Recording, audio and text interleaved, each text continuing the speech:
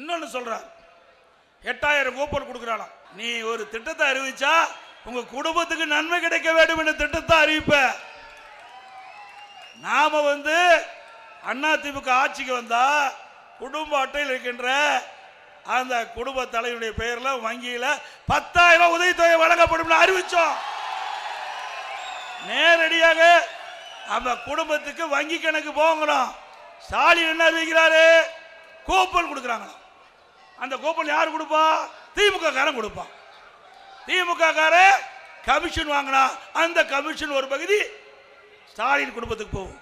ஆக ஒரு திட்டத்தை அறிவித்தால் கூட தன் குடும்பத்திற்கு வருமானம் கிடைக்கும் என்ற அடிப்படையில் தான் திட்டத்தை அறிவிக்கின்ற தலைவர் திரு ஸ்டாலின் என்பதை நாட்டு மக்கள் அறிவார்கள். உண்மைதானே?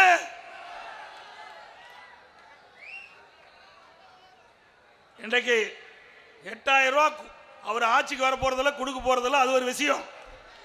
8000 ரூபாய் கூப்பன் இல்லத்தரசி ஓட்டு வாங்குறதுக்கு ஸ்டாலின் போடுகின்ற சூழ்ச்சி. இந்த தேர்தலில் திமுக வீழ்ச்சி தானே?